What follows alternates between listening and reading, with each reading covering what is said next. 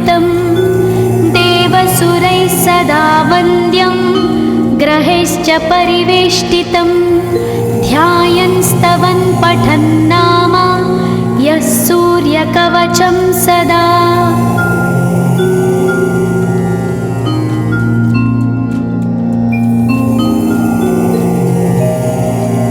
कवचं गृणिः पातु शिरोदेशं सूर्यः पालं च पातु मे आदित्यो लोचने पातु श्रुतिपातः प्रभाकरः घ्राणं पातु सदा भानो अर्क पातु तथा।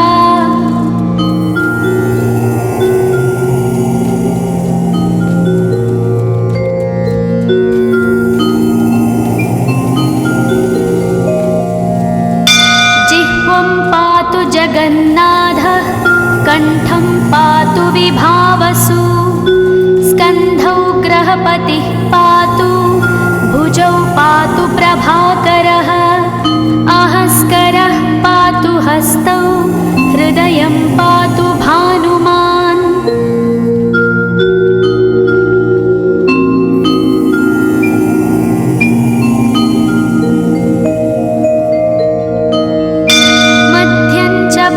सप्ताश्वो नाभिं पातु नभोमणिः द्वादशात्मा कटिं पातु सविता पातु सक्तिनी ऊरू पातु सुरश्रेष्ठो जानुनी पातु भास्करः जङ्घे पातु च मार्ताण्डो गुल्फौ पातु त्विषाम्पतिः।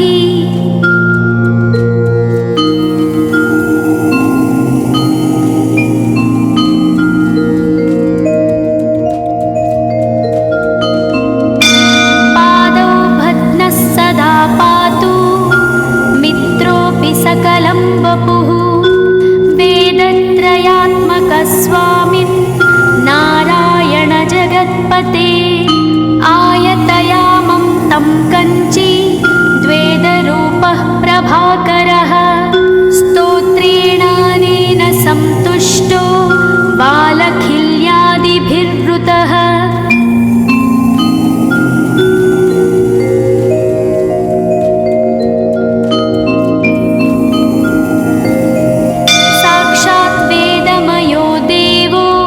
रथारूढः समागतः तं दृष्ट्या सहस्तोत्थाय दण्डवत् प्रणमन् भुवि कृताञ्जलिपुटो भूत्वा सूर्यस्याग्रे स्तुवत्तदा वेदमूर्तिः महाभागो ज्ञानदृष्टिर्विचार्य च ब्रह्मणा स्थापितं पूर्वं यथा यमाविवर्जितम्।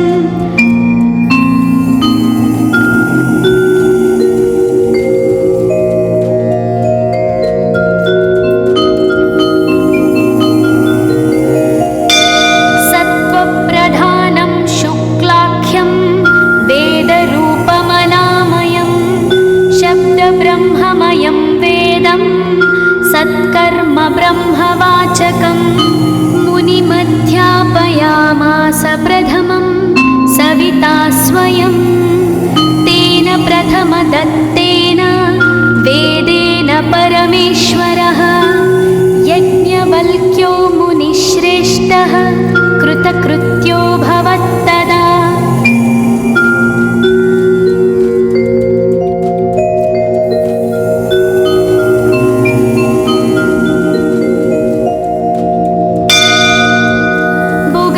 सकलान् वेदान् ज्ञातवान् सूर्यसन्निधौ इदं स्तोत्रं महापुण्यं पवित्रं पापनाशनं यः पठेच्छृणुयाद्वापि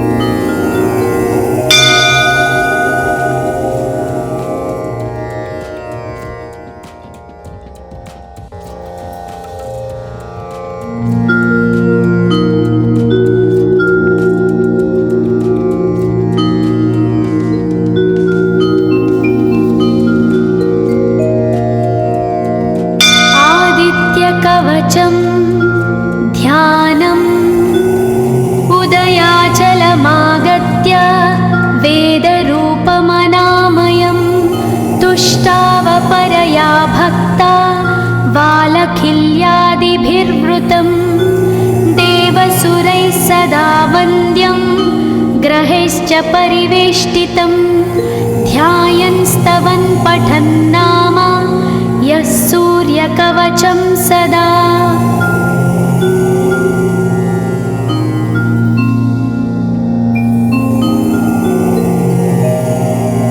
कवचं गृणिः पातु शिरोदेशं सूर्यः पालं च पातु मे आदित्यो लोचने पातु श्रुतिपातः प्रभाकरः घ्राणं पातु सदा भानो अर्कपातु तथा।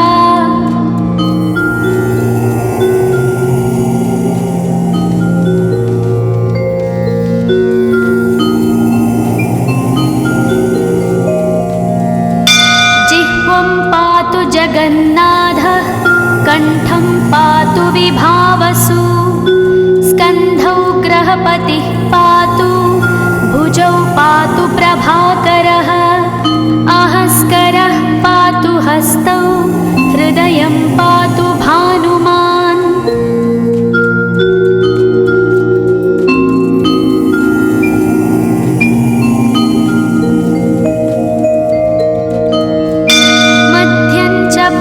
सप्ताश्वो नाभिं पातु नभोमणिः द्वादशात्मा कटिं पातु सविता पातु सक्तिनी ऊरू पातु सुरश्रेष्ठो जानुनी पातु भास्करः जङ्घे पातु च मार्ताण्डो गुल्फौ पातु त्विषाम्पतिः।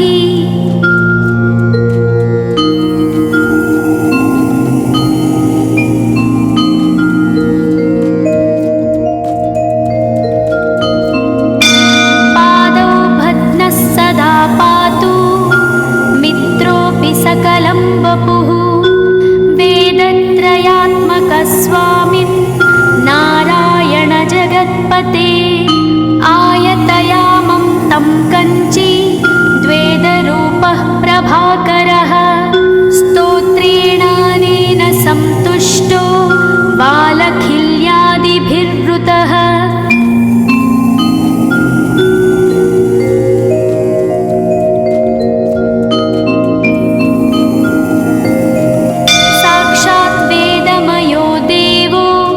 रथारूढः समागतः तं दृष्ट्या सहस्तोत्थाय दण्डवत् प्रणमन् भुवि कृताञ्जलिपुटो भूत्वा सूर्यस्याग्रे स्तुवत्तदा वेदमूर्तिः महाभागो ज्ञानदृष्टिर्विचार्य च ब्रह्मणा स्थापितं पूर्वं यथा यमाविवर्जितम्।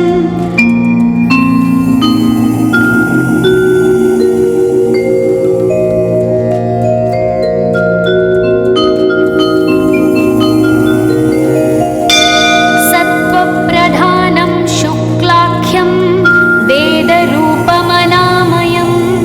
शब्दब्रह्ममयं वेदं सत्कर्म ब्रह्मवाचकं मुनिमध्यापयामास प्रथमं सविता स्वयं तेन प्रथमदत्तेन वेदेन परमेश्वरः यज्ञवल्क्यो मुनिश्रेष्ठः कृतकृत्यो भवत्तदा।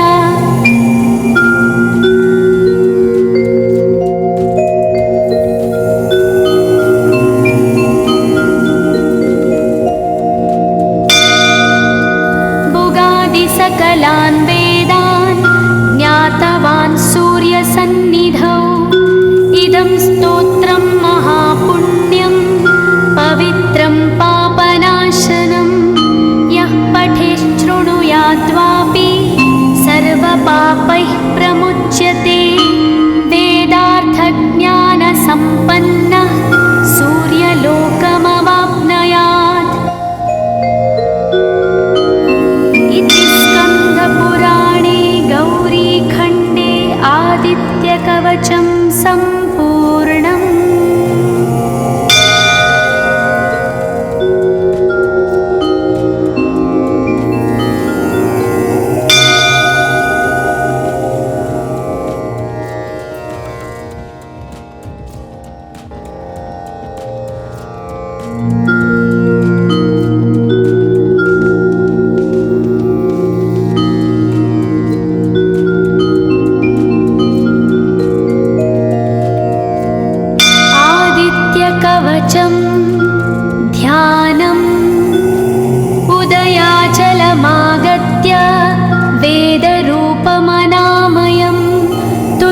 भावपरया भक्ता बालखिल्यादिभिर्वृतं देवसुरैः सदा वन्द्यं ग्रहैश्च परिवेष्टितं ध्यायन् स्तवन् पठन् नाम यः सूर्यकवचं सदा।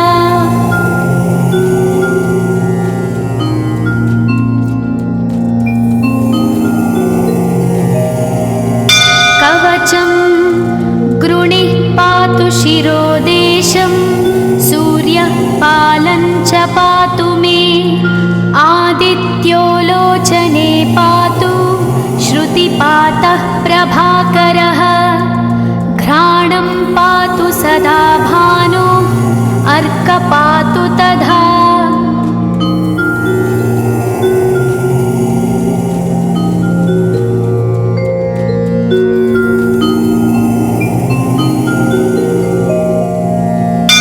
जिह्वं पातु जगन्नाथः कण्ठं पातु विभावसु स्कन्धौ ग्रहपतिः पातु भुजौ पातु प्रभाकरः अहस्करः पातु हस्तौ हृदयं पातु भानुमान्।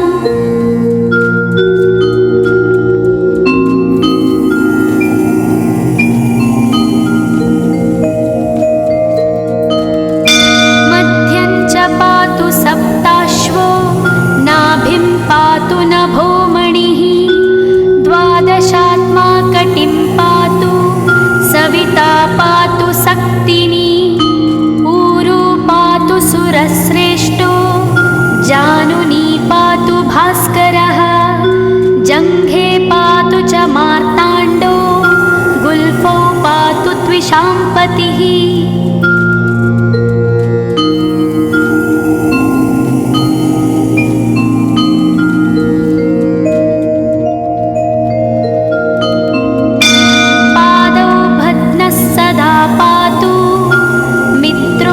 सकलं वपुः वेदत्रयात्मकस्वामिन् नारायण जगत्पते आयतयामं तं कञ्ची द्वेदरूपः प्रभाकरः स्तोत्रेणानेन सन्तुष्टो बालखिल्यादिभिर्वृतः।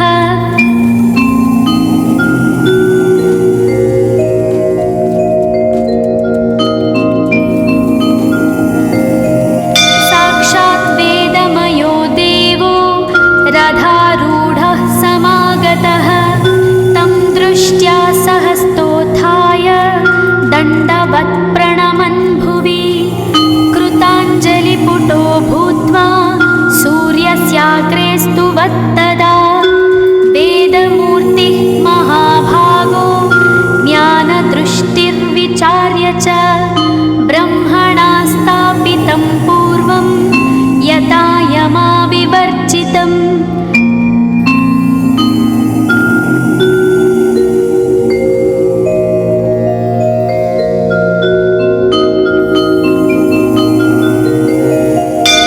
सत्त्वप्रधानं शुक्लाख्यं वेदरूपमनामयं शब्दब्रह्ममयं वेदं सत्कर्म ब्रह्मवाचकं मुनिमध्यापयामास प्रथमं सविता स्वयं तेन प्रथमदत्तेन वेदेन परमेश्वरः यज्ञवल्क्यो मुनिश्रेष्ठः कृतकृत्यो भवत्तदा।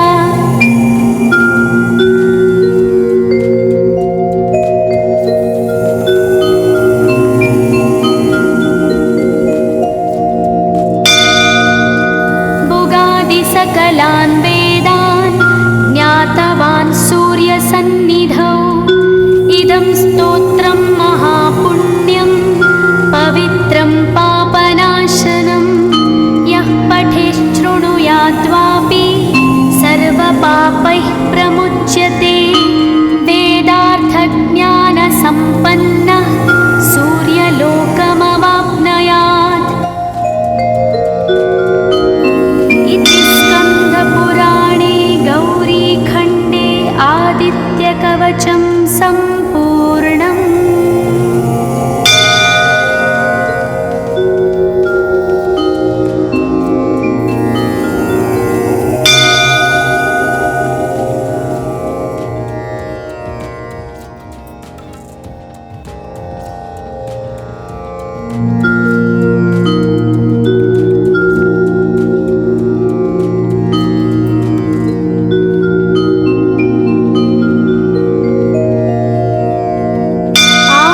आदित्यकवचं ध्यानम् उदयाचलमागत्य वेदरूपमनामयं तुष्टावपरया भक्ता वालखिल्यादिभिर्वृतं देवसुरैः सदा वन्द्यं ग्रहैश्च परिवेष्टितं ध्यायन् स्तवन् पठन् नाम यः सूर्यकवचं सदा।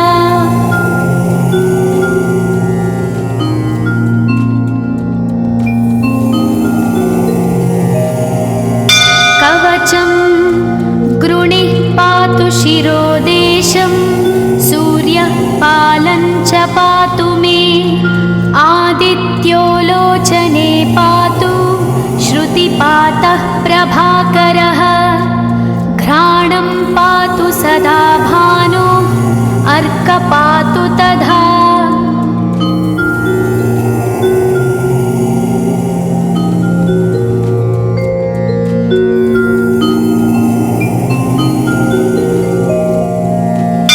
जिह्वं पातु जगन्नाथः कण्ठं पातु विभावसु स्कन्धौ ग्रहपतिः पातु भुजौ पातु प्रभाकरः अहस्करः पातु हस्तौ हृदयं पातु भानुमान्।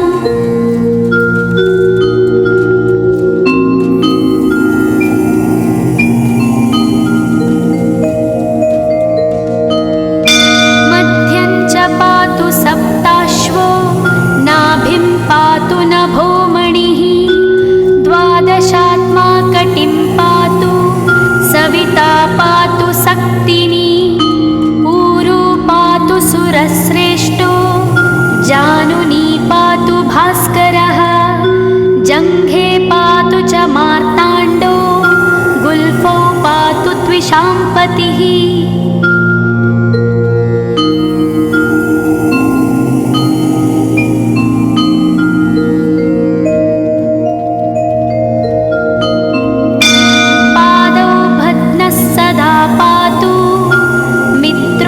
सकलं वपुः वेदत्रयात्मकस्वामिन् नारायण जगत्पते आयतयामं तं कञ्ची द्वेदरूपः प्रभाकरः स्तोत्रेणानेन सन्तुष्टो वालखिल्यादिभिर्वृतः।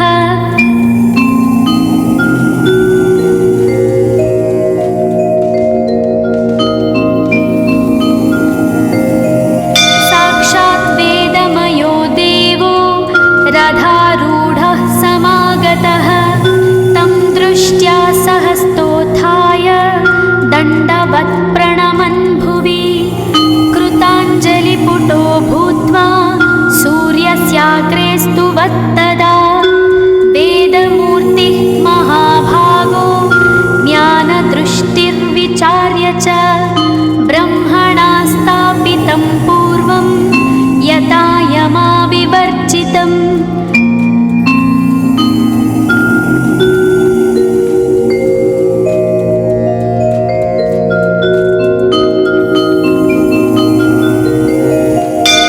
सत्त्वप्रधानं शुक्लाख्यं वेदरूपमनामयं शब्दब्रह्ममयं वेदं सत्कर्म ब्रह्मवाचकं मुनिमध्यापयामास प्रथमं सविता स्वयं तेन प्रथमदत्तेन वेदेन परमेश्वरः यज्ञवल्क्यो मुनिश्रेष्ठः कृतकृत्यो भवत्तदा।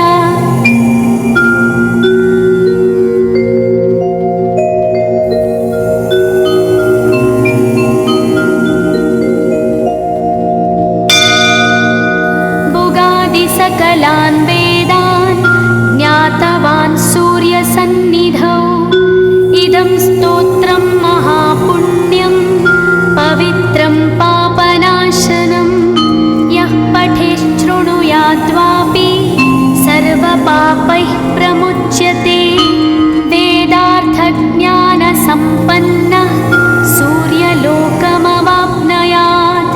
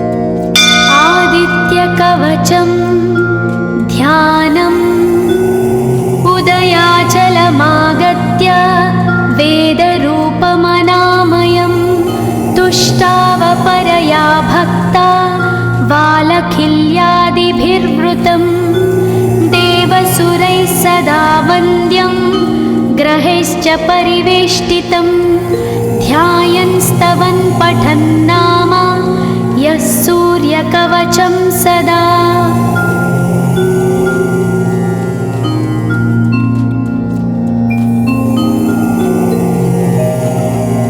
कवचं गृणिः पातु शिरोदेशं सूर्यः पालं च पातु मे आदित्यो लोचने पातु श्रुतिपातः प्रभाकरः घ्राणं पातु सदा भानो अर्क पातु तथा।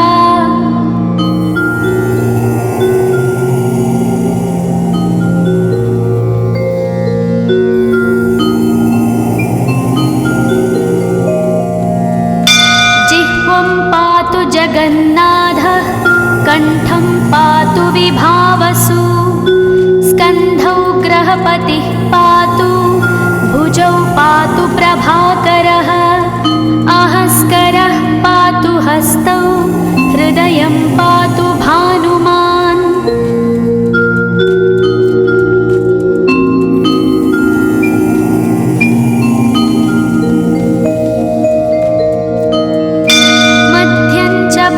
सप्ताश्वो नाभिं पातु नभोमणिः द्वादशात्मा कटिं पातु सविता पातु सक्तिनी ऊरू पातु सुरश्रेष्ठो जानुनी पातु भास्करः जङ्घे पातु च मार्ताण्डो गुल्फौ पातु त्विषाम्पतिः।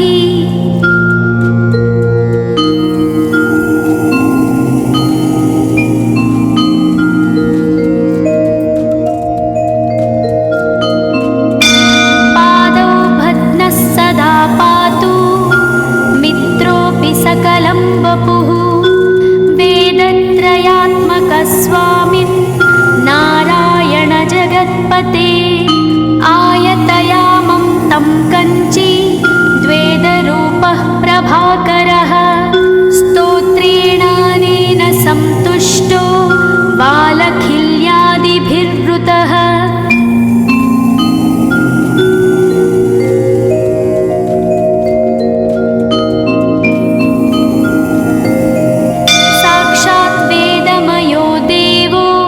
रथारूढः समागतः तं दृष्ट्या सहस्तोत्थाय दण्डवत् प्रणमन् भुवि कृताञ्जलिपुटो भूत्वा सूर्यस्याग्रे स्तुवत्तदा वेदमूर्तिः महाभागो ज्ञानदृष्टिर्विचार्य च ब्रह्मणा स्थापितं पूर्वं यथा यमाविवर्जितम्।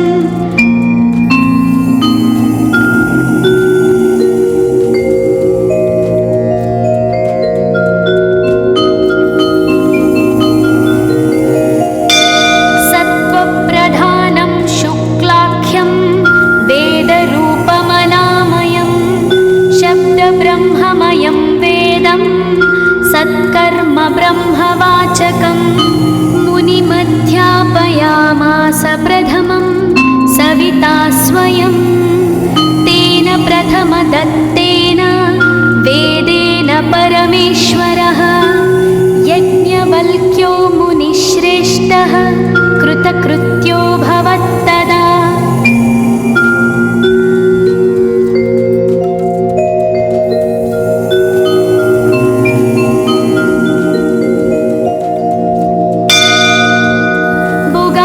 सकलान् वेदान् ज्ञातवान् सूर्यसन्निधौ इदं स्तोत्रं महापुण्यं पवित्रं पापनाशनं यः पठेच्छृणुयाद्वापि सर्वपापैः प्रमुच्यते वेदार्थज्ञानसम्पन्नः सूर्यलोकमवाप्नुयात्। स्कन्दपुराणे गौरीखण्डे आदित्यकवचं सम्पूर्णम्।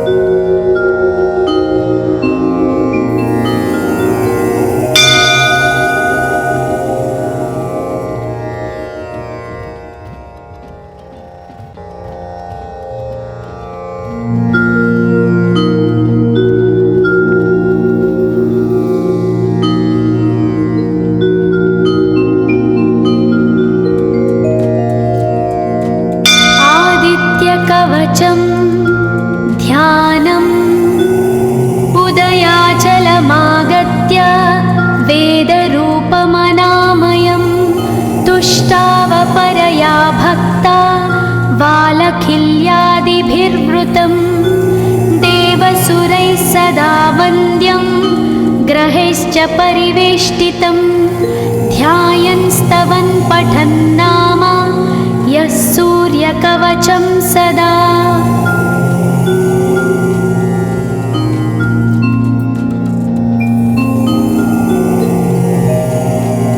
कवचं गृणिः पातु शिरोदेशं सूर्यः पालं च पातु मे आदित्यो लोचने पातु श्रुतिपातः प्रभाकरः घ्राणं पातु सदा भानो अर्कपातु तथा।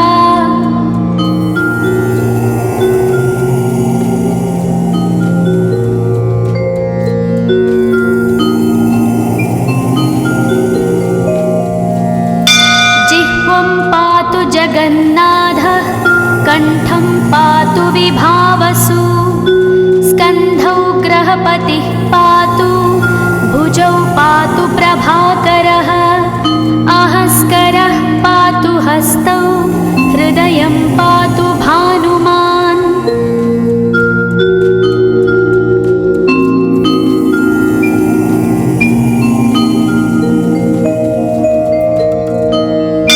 मध्यं च पातु सप्ताश्वो नाभिं पातु नभोमणिः द्वादशात्मा कटिं पातु सविता पातु सक्तिनी ऊरू पातु सुरश्रेष्ठो जानुनी पातु भास्करः जङ्घे पातु च मार्ताण्डो गुल्फौ पातु त्विषाम्पतिः।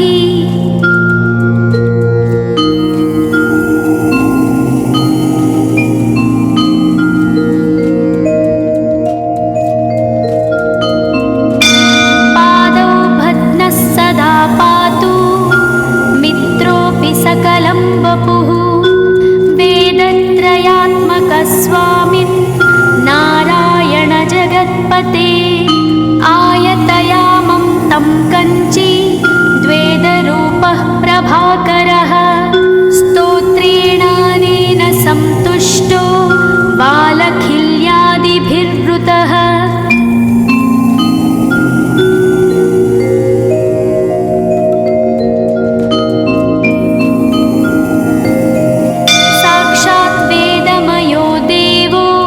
रथारूढः समागतः तं दृष्ट्या सहस्तोत्थाय दण्डवत् प्रणमन् भुवि कृताञ्जलिपुटो भूत्वा सूर्यस्याग्रे स्तुवत्तदा वेदमूर्तिः महाभागो ज्ञानदृष्टिर्विचार्य च ब्रह्मणा स्थापितं पूर्वं यथा यमाविवर्जितम्।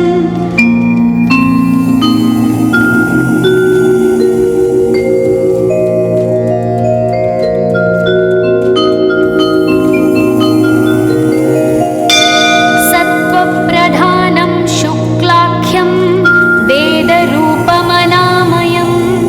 शब्दब्रह्ममयं वेदं सत्कर्म ब्रह्मवाचकम् मुनिमध्यापयामास प्रथमं सविता स्वयं तेन प्रथमदत्तेन वेदेन परमेश्वरः यज्ञवल्क्यो मुनिश्रेष्ठः कृतकृत्यो भवत्तदा।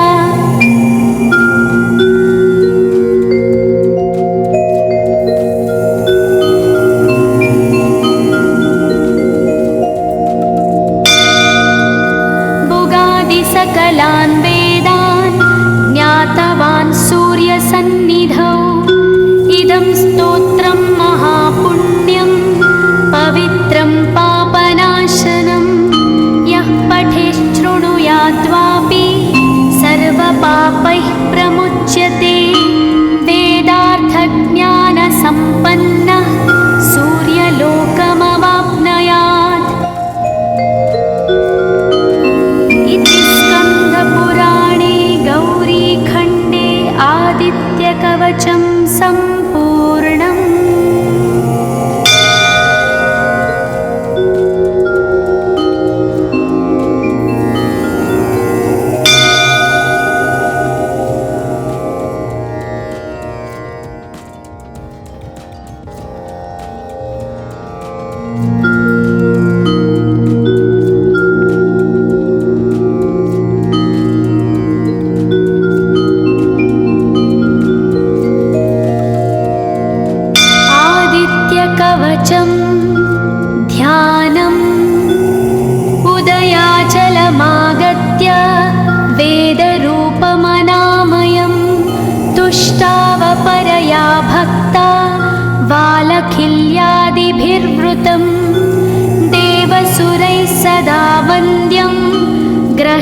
परिवेष्टितं ध्यायन् स्तवन् पठन् नाम यः सूर्यकवचं सदा।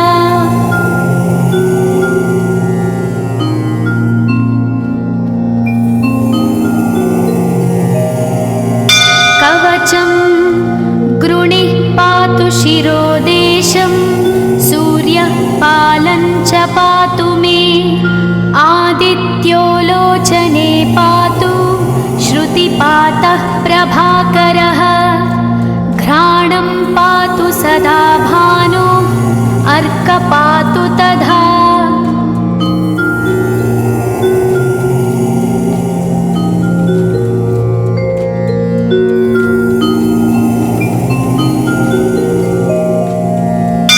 जिह्वं पातु जगन्नाथः कण्ठं पातु विभावसु स्कन्धौ ग्रहपतिः पातु भुजौ पातु प्रभाकरः अहस्करः पातु हस्तौ हृदयं पातु भानुमान्।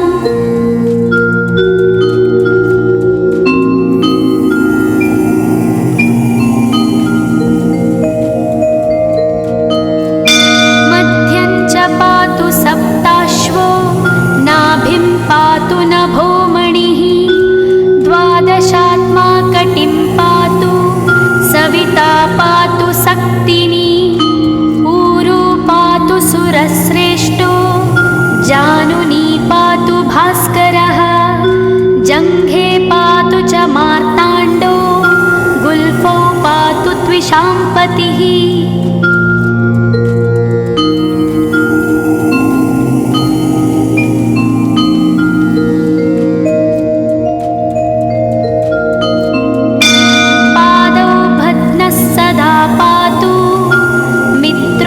सकलं वपुः वेदत्रयात्मकस्वामिन् नारायण जगत्पते आयतयामं तं कञ्ची द्वेदरूपः प्रभाकरः स्तोत्रेणानेन सन्तुष्टो बालखिल्यादिभिर्वृतः।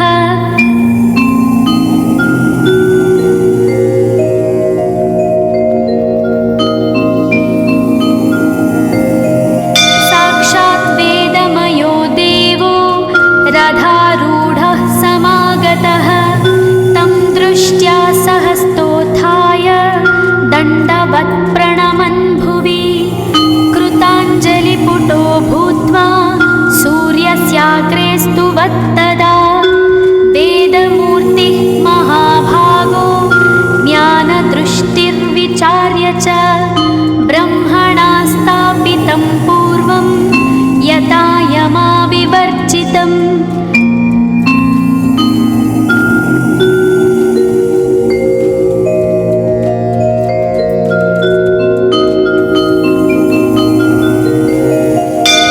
सत्त्वप्रधानं शुक्लाख्यं वेदरूपमनामयं शब्दब्रह्ममयं वेदं सत्कर्म ब्रह्मवाचकम् मुनिमध्यापयामास प्रथमं सविता स्वयं तेन प्रथमदत्तेन वेदेन परमेश्वरः यज्ञवल्क्यो मुनिश्रेष्ठः कृतकृत्यो भवत्तदा।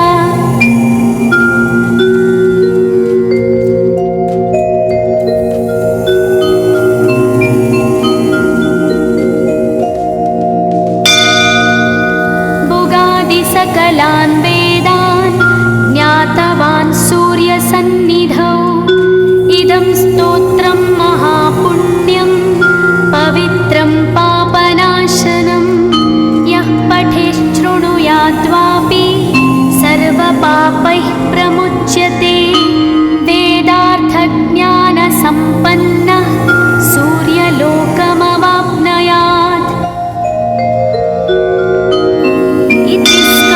पुराणे गौरीखण्डे आदित्यकवचं